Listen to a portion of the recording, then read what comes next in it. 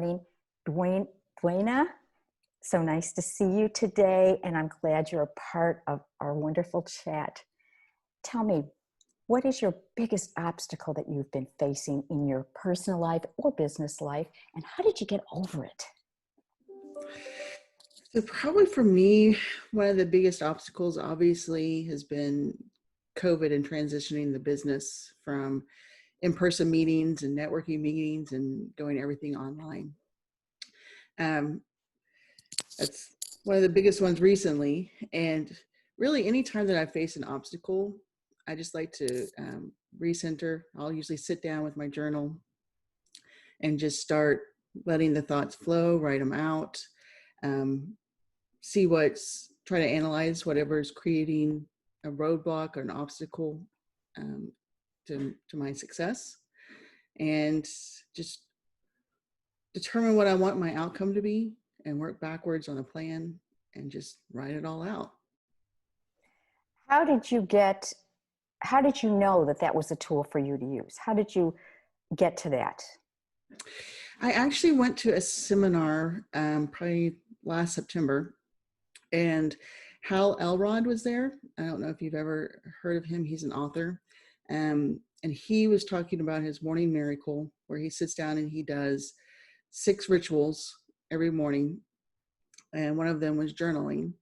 And so I started practicing the miracle morning and just realized that through journaling, you can release so much. And meditation is another one that I use. Visualization,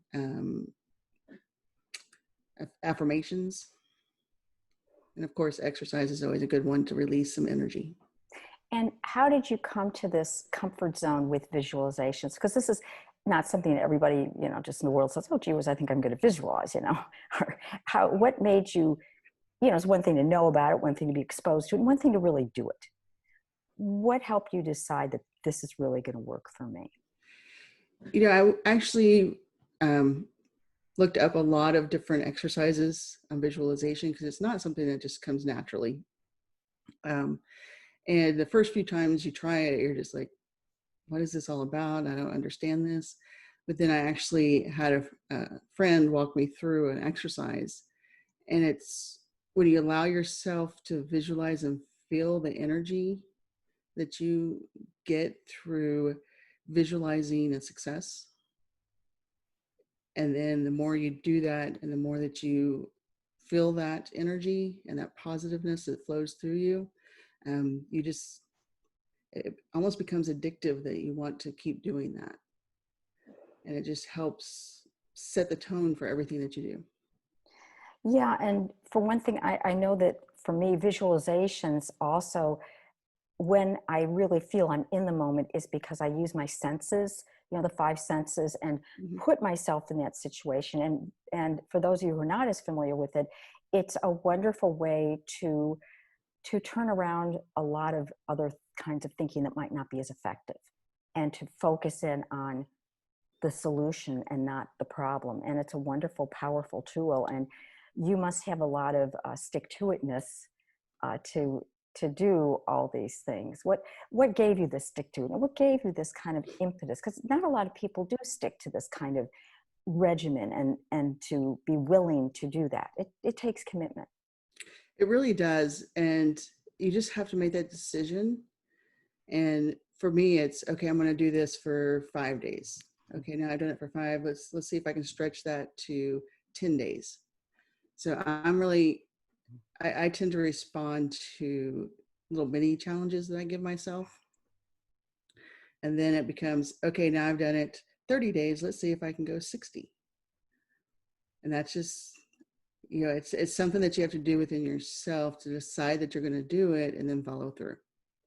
Did you ever have a turning point where you found that what you were doing just wasn't working, and therefore you just kind of had to shift gears really pretty dramatically? Oh, all the time. All the time. I believe in life that we always come up with, I guess, that glass ceiling where we're at a comfort level. And if you want to continue to succeed, you have to figure out what's blocking you from going to the next level. And you can do that through the tools that I've mentioned, and just sitting down in a quiet place with no distractions and just start thinking about what it is you want and why you don't feel that you deserve it, which is usually the case, at least with me, is there's some block that I've put in place from my past, whether it's past, you can't do this, why do you even try? Um, and then I just sit down and I was like, well, why can't I? And I start asking myself those questions of why can't I achieve everything that I want, and break through those barriers and just move to the next level. And how did you get to like, did you get some sort of support at all to just to help you break through any barriers? It sounds like you have a very great plan of action right now. Is there something else that you had gotten in the past that to help you with this, or did it just kind of come to you?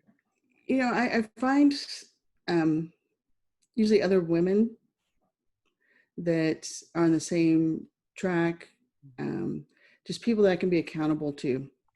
One was a business coach, actually, that likes to balance personal life with business, and she really helped me start seeing those. I also read The Big Leap by Gay Hendricks, Mm-hmm. Yeah, which is a great book. it is. It talks about the different blocks that we put in place and what could be behind them. And just educating myself on those helps me realize whenever I come up against feelings of inadequacy or I just can't do that. I start looking back and seeing, okay, what's that inner voice telling me? And using the tools that I've learned from books like The Big Leap, and recognize that it's self-talk that's not really based in anything. And I just need to break through that and do what I want to do. I really hear you, because as a matter of fact, what I do is I help women get through that negative noise, get to the other side of that negative noise, that looping in the head, and getting rid of messages that no longer serve us. And that is such a pattern. And I think sometimes, and that I'm very impressed that you have reached out and gotten what you needed for yourself. I think very often my experience is that women don't always reach out and get what they need. I can do by myself, you know, I'm, just muscle up and do it. And I think it takes a lot of strength to realize we don't have the answers. Right. And you can't do it on your own. You just, because sometimes you need that outside vision that you don't have to tell you, hey, this is what you're doing. Because we do develop the patterns over life, and we just keep going back into those patterns until an external force breaks us out of it. Now, speaking of which, you are a mom I am. and you have twins. Am I? I do. I mean, this is not like a little thing. Uh, and you have your own law firm. This is a big deal. How old are your kids now? The 10, 11? They're 12. They're 12. 20. Sorry. Oh, they're 20. Oh 12. my God, I'm behind the 12. times. So now it's not as much of a concern. But how did you ever do this with a law? A law takes up a heck of a lot of time and energy, and you've got these young twins. I mean, I had two 17 months apart, okay? Mm-hmm. And believe me, people always say it's like twins. Well, I can tell you it was so busy. And how did you ever do that? How did you raise them as you wanted them to be raised, and yet have the satisfaction of and needing your business? It was definitely a challenge, and I had a good support team. My husband was wonderful, and my parents were close, so that helped, because my twins were actually a year old when I started law school, Oh my God. which was challenging in and of itself. But I've always been one that I set challenges for myself, and I always strive to meet them. And then, I opened my own law firm. My first law firm actually did not succeed. I kind of took me out. So I had a lot more free time because I was my own boss. And honestly, at the time, I didn't have the business sense. I didn't have all these tools that I now have of being able to break through the barriers and visualize and do all the things that I need to do to make the business successful. Um, and so it was just making sure that I balanced my time with my girls, and they always took precedence over work for me. You know, I didn't want to be remembered as the person that was the workaholic and I didn't spend time with my kids. And so I just, you know, especially with twins when they're little, you really have to have a really good schedule. And so I just had certain times it was time with them and certain times that it was time for schoolwork or, you know, business. Wow. And especially to me, going through law school without kids is a big deal. And with young, I mean, oh my gosh, year-old children, they're babies. So what I think, how do you think your daughters are different now because mom has done all this and they see that you've done all this? I think that they're very strong individuals. You know, I've been very blessed with my daughters. I didn't have any issues with them when they were in high school. They weren't at home. They were always home by 10 o'clock, not because they had to be, but because that was their choice.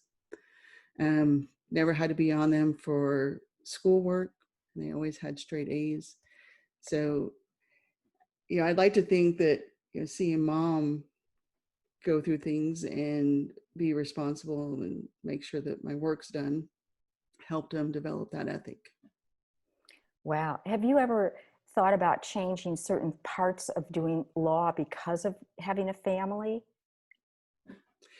Um, yes, you know, all through high school, I was always like, I'm not going to do family law. That's just not something that's interesting to me. And here I am, There you are.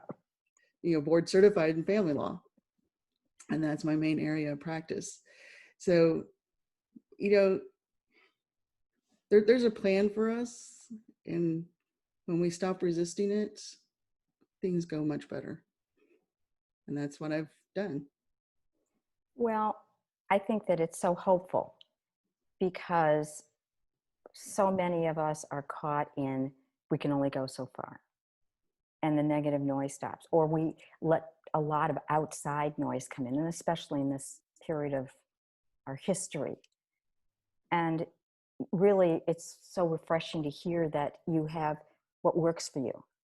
And that's one of the things. And you have a set, should I say, schedule? I don't know if the word schedule or way to do this.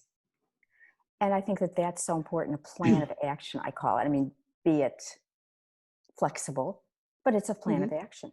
Which tool to grab onto if you're feeling whatever. And at the same time, there's some things in life that just throw us off. I mean, I know for me, there's just sometimes no matter what I do, and even if I'm doing this, life happens. And I've learned that I've had to be flexible about that. I don't know if that's something that you can relate to or if that's happened because I can only imagine with twins. I'm sorry, I just can't get over the twin stuff. It's yes, and that's something I mean, I really had to learn is you can't be rigid because as you said, life will throw you a curveball as soon as you get everything in place and everything's working just the way you want it to. Um, Something's going to happen and it's going to derail you. And so you have to be able to be flexible to say, okay, I know I scheduled this time here, but this happened. So now I need to find a time for this activity that was supposed to be done here somewhere else. And to be okay with that and give yourself permission to be flexible and don't allow that, you know, derailment of your plan to cause the negative talk to start. Because they'll just keep you going down that wrong path. And it's up to you to bring yourself back to where you want to be. It is up to you. And we are 100% responsible for ourselves. And to know and to have the tools of whatever support that we really require can help us in those times. And to me, it's, observing what we observe. Because I think that for me, I know that when I'm in those spaces, I can say, okay, listen to what you're saying. Would you tell your best friend this? listen to what you're saying. Is it true? And, just asking myself instead of accepting it. Right. Do you have some quotes that you'd like to share with us? I do. Let me pull Good. them up. Love to hear it. So one of my favorites of all times was Eleanor Roosevelt, and no one can make you feel inferior without your consent. I love it.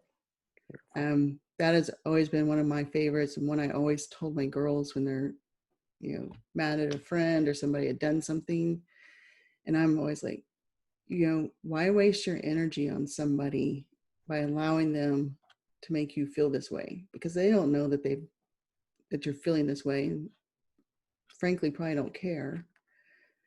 And this energy could be directed so many different ways that would be positive than on this person that did something to hurt you. And if it's a friend, go talk to them, let them know what happened. But the big thing is control your energy and don't let somebody else control it. And that's what attracts you to that particular one, because of the energy and how you want to distribute your energy, basically. Right. And it's just a good reminder that we can control our reaction to a situation. We can't necessarily control the situation, but we can control what we do and what we act. I always would say I may not like the situation I'm in, but I want to like me in it. Right. I like that. Do you have another quote? You said some quotes. I didn't know if you had another one. That's a beautiful. Yeah. One. So my other one is, it's not attributed to anybody. It's just, don't raise your voice, improve your argument. And to me, that's just so short and powerful of, just because you're louder doesn't make your argument any better. So give the facts, give me a good argument, and you can change the world with that. You can't change it with yelling and screaming. Wow. That is, and how did that affect you, as especially when you were a new attorney and when you were getting out and not, I would assume, not quite as sure of yourself as you are now? How would that affect you? How did you use that? I've always been one that's more, I guess, laid back and calm. And so I was never one that would yell at somebody, but I would see it in the courtroom. And what I saw was typically the person that was yelling didn't have a good argument and wasn't convincing anybody. And so for me, it just made more sense, be better prepared than the other side. Go and, research and do what we need to do to make sure that that your argument is good. And then you just present it to the judge. And people are way more likely to listen to you and hear what you have to say when you're not screaming at them. Good point. You're also a mediator. I am. What observation, if you could share with us, that you've observed over the years in your dealings as being a mediator? Is there some theme, some pattern, something that you've learned from that, or that you can offer us as a result of being a mediator? Yes. So I find cases are easier to settle when people decide to not be a victim. And that's, she did this to me, or he did this to me, I deserve this, I deserve that.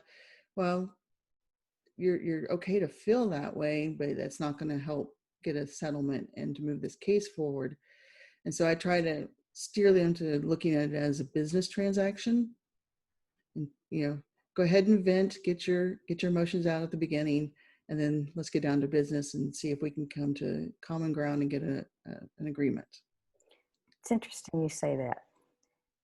Very interesting, because one of the things that I also can do is be the emotional part of when attorneys go through that, because the emotions are not going to help the contract. And I think it's hard when you're in the middle. I know I've been divorced, and when you're in the middle of that, and to take that emotion out, but taking that emotion out, we really, marriage really is a contract. I mean, I know that I didn't look at it like a contract until I was getting divorced. Go figure. But it really is. It's a business contract. Yep. And I love the way that you were saying about don't be a victim, because we're really not. That's another way of controlling anyway. Yep. And as soon as you can remove yourself from the victim mindset, you can accomplish so much. But if you keep yourself in the victim mindset, you will continue to be a victim. Yes, yes. And if you are a victim, are you sick and tired of it? Right. It's not a way to live. Is there some idea that you would love to see women in the world embrace? Some resource, something that you would love to get out there or just have it shared? One of my main areas of focus is abuse, and getting individuals out of abusive situations. And so for me, I would just like for there to be a resource that they can go to get funding for their legal battles, to get them divorced, to get them protective orders, to get them what they need so that they can get out of the situations, just so that we can spread the word that, because a lot of times I hear an individual say, well, I can't leave this situation because I don't have a car. Well, it's my understanding Uber gives free rides to somebody that's been a victim of abuse. Um, and there's hotel vouchers out there. There's all kinds of stuff to help. It's just getting the word out so that they know where to go.